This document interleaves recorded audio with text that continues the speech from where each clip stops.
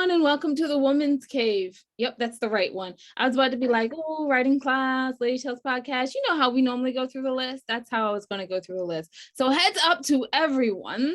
I got my wisdom tooth pulled yesterday. So I'm not going to be talking. I'm not going to be bouncy. I'm not probably going to do any of the dancing moves. I'm going to do this like a straight professional, and I apologize. Not my normal apology where I'm like, I'm going to be professional today, and then I do dancing. I mean it this time.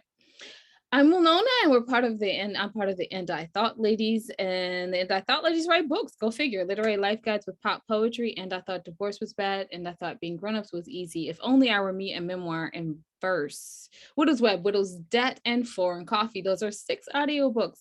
And if you've been here for forever, you know what I'm about to say next. You can see the next 11 books that we wrote, that equals 17 total. Why am I doing sign language today? This is just weird. Okay, moving on.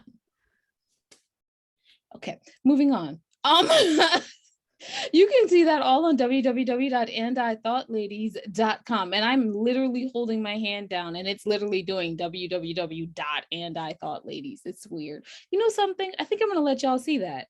Y'all want to see that? Okay. www.andithoughladies.com. That was fun. But you're not here to hear about me. You're here to hear about our wonderful guest. Wonderful guest, would you like to introduce yourself? Hello. And first off, I'm going to say I am so glad I have you on this day. I am getting the spectacular version that's probably unique. So I'm excited to be here today. My name is Marie Wishert. I am an author. I am a dentist, and I am a triathlete. So I am those 3 very random and 3 very different things. And I am the author of a fictional memoir trilogy. The first book, which is out right now, called Ignite. It follows the path of, ironically, a female dentist, because, you know, I have to pull from life a little bit. But I put it fictional because it's way more fun to get creative and write a little bit more of a wild, adventurous story than what just the typical boring life of maybe me would be. But I do pull from my normal stuff a lot, and it covers divorce, it covers motherhood, it covers affairs, it covers open marriage, you name it, it's in this book. So it's a very, very fun and a wild experience. So that's what I kind of have on the docket today. So question away.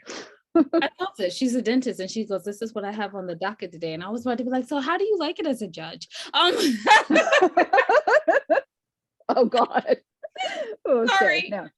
No. Let me bring it back. Bring in the train back into the station. Wow. Gotta read that book. That's a lot of stuff that it covers. Good night a day. So it's a 3-part trilogy. That's a fictional memoir. How did you come up with the idea to write a fictional memoir? Well, I actually sat down and started writing out my own, and I realized quickly, like, if I'm just going to write my life experiences, this is boring as all. I'll get out. And so then I got it all written down. And then when I went into the editorial phase of things and I started, writing dialogue and filling out the stories, I wanted my character to have more experiences, because the whole purpose of this book is to, like, give people an outlet to maybe have these things without having to have these things, right? Like, we all want to know what's going to happen if I dip my toe in this, and if I do this, and instead of having to do it, I'm hoping that they can just read the book and maybe, like, feel all of the feelings that one would having gone through that experience, and then maybe go, okay, I am smarter now, and maybe I won't do that, and just, like, learn the lessons that way. I'll be somebody else's cautionary tale. That makes sense. I have to say that we kind of did the same thing, but in poetry, obviously. And I love that. We did it with other ladies, so it's definitely, they lived it.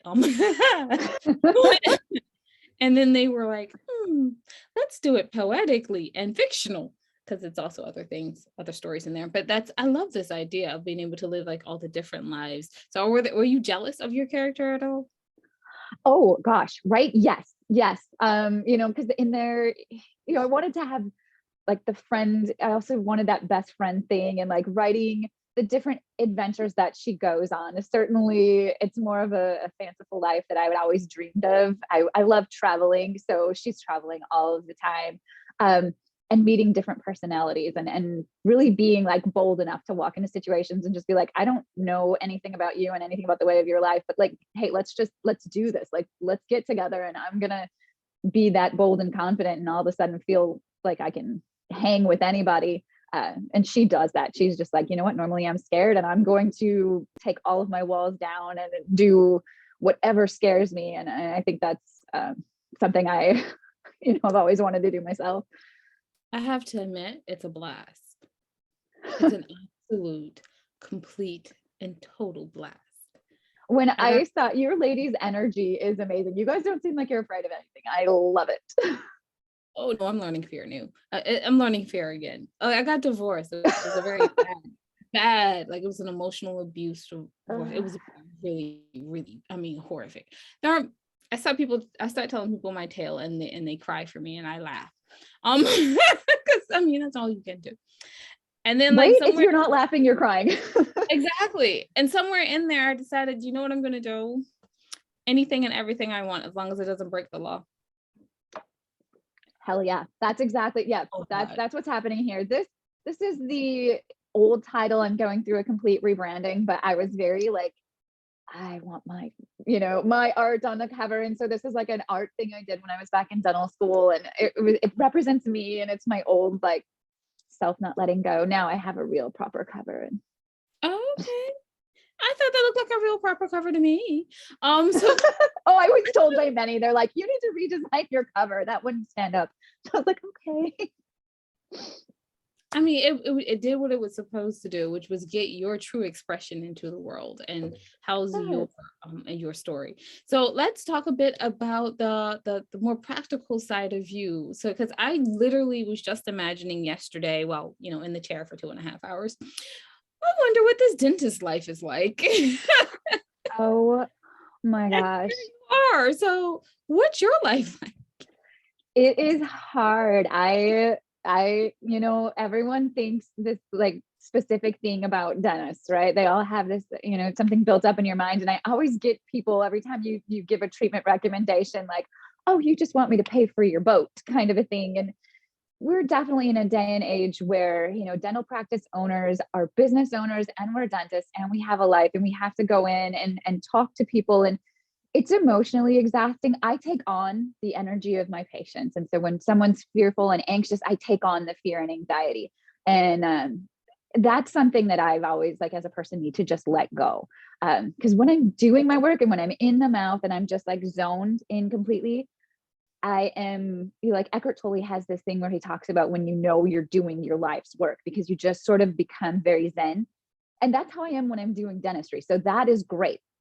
But when I'm talking to people, I'm scared. It's hard. People look at you and they question, and there are so many facets to being a dentist that it can be like overwhelming. And then, when you look at how businesses are run these days, like, to make a profit it's getting less and less viable. So dentists are having to band together, or they're going to have to do, some kind of like almost franchise type of thing, if you will. And it takes away your autonomy. It takes the reason why you became a dentist in the first place. So I feel like our profession right now is meeting a crossroads. And a lot of that is actually, written in here as the character is just struggling professionally. Like, what do I do? Because she didn't have her whole life. Like, dentistry was everything and it consumed her. And she's like, but I need all of the parts of me to be alive. And right now I am neglecting who I am because I'm just focused 100% here. This is what's funny. I'm going to congratulate myself because I am a narcissist after all. So me, because I was in the dentist chair yesterday, and I was seriously thinking about the amount of disposable income that now goes to dentistry. And listening to the patients while the drill was going on and on and on, I was listening to the patients talking about, well, I'll put this down the road in 6 months. And I'm like, but if you would never do this at your doctor's office, you would never be like, oh, I have heart issues all in 6 months. I'll deal with it in 6 months. I can afford it. And I'm like, you would never. I'm like, this has got to be the most annoying thing ever because they're never gonna listen. I mean, but I was like, and then most of the time it's not because they don't want to do it. It's just that the disposable income isn't there to do it. So I was wondering how on earth you guys do it. And then I was like, well, then I went home and I looked this up and I was like, the only way I can see them doing this is to have franchises. So I went home, looked it up and started looking for dental franchises. And I was like, I want to own one of those one day. No idea, nothing about dentistry whatsoever. Nothing. I know nothing. So you're going to be one of those annoying owners? I can't believe I'm going to be one of those annoying owners that just has a franchise going, where's my profit? Don't be that person. I was writing, at the same time that I was writing this book series, I was writing business proposals for dental franchises and I was talking to people about it. But you can, I actually went down and sat down with a guy once and I was like, you guys aren't thinking big enough. You need to franchise. And he just looked at me. He's like, Marie. I was like, this works because if you do a national franchise of dentists, then the dentists don't have to worry about individually making a profit. Yeah. It becomes like, yeah. And I was like, this just makes so much sense. And yeah. And I started looking at it and I think there's only like one or two. There's two that I found that are doing a great idea. Multiple states. And I was like, I'm getting me a franchise. Because somebody's tooth is messed up someday, somewhere. I'm getting me a franchise. Moving on. I probably sound horrible, y'all. Yes. I'm not nearly as mean as I'm sounding right now. I'm just looking at my portfolio. Tax season. You have to look at your portfolio. Yeah, exactly. It's tax season. All I'm thinking about is business, not creativity. Let me jump back and let's get back to creativity and fun so I don't make myself look like a complete and total horrible individual. Okay, so I want to talk about a little bit. You do Bookstagram, or am I wrong? I am on Instagram and I do a lot of Instagramming stuff. I interview authors on Instagram, and to be completely, utterly transparent, it's just me. And I'm just playing, right? Like I'm trying to figure out what my place in this whole space is. And it feels sort of surreal. This is like my alter ego life. So in dentistry, that's my day-to-day, my real life. This is where I come to like hang out and play. And I still don't feel very much like it's, I don't know what I'm doing in it, to be honest. I'm just trying to figure it all out, navigate it. But yes, I'm on Instagram mainly. You've had some really cool author interviews. I got to say that. Like that's actually how we found you. Is looking at Bookstagram, and you popped up, and I was like, "Ooh, I like these interviews." Do you want to hear a funny story? Yeah, I love to. So the whole reason I got into that was one day a girlfriend of mine and I just decided to get on together because I wanted to play with Instagram Live and see what it was all about. And we were just talking, and I'm talking about her. And as soon as we ended, this woman messaged me, which was Stephanie from Book and Wine Lovers Marketing. She just messaged me. It's like, do you do author interviews? And I started messaging my friends and I'm like, do I do author interviews? And people are like, why not? And so I just thought, you know what, I'm going to create this. I'm going to start interviewing people and there's no harm, right? And I have interviewed some of the most inspirational women and I have gotten to have so much fun with it. But it's literally just, because Stephanie messaged me and put them on YouTube, and I have my website, and I try very hard to keep it all organized, but at the end of the day, it's just me. So I'm gonna do intro music for today because, well, I feel like it. It's time for Winona's narcissist question. Can I come on? Oh my God, yes, please. That would be a blast. With Jade. I'm finding that smiling hurts worse than talking. So I guess I'll ask one of the two last questions. I'm sorry I'm behind the camera today, but here it is. One is, what are two pieces of advice that you would give new authors out here trying to make their way in the world? And number two, where can people find out more about you and your book? I would say never give up. Like, this is a very, very, very hard world as far as writing is concerned. When you start thinking that you're going to be a writer and walking down that path, you're going to walk into a brick wall and you're going to walk into a lot of negativity, and it's going to be a world where you have to fight your way into it. And you're going to battle emotional, mental health, questioning everything about why you're doing what you're doing. But if there is a drive inside of you that says, I want to write, you have to learn how to shut everything else negative happening around you out and just keep plowing through, because you're writing for a reason. So that's my advice for every writer. And then you can find out about me, Marie's World of Writing. I am on Instagram as Marie's World of Writing. I'm on Facebook as Marie's World of Writing. I have a website, www.mariesworldofwriting, and YouTube channel.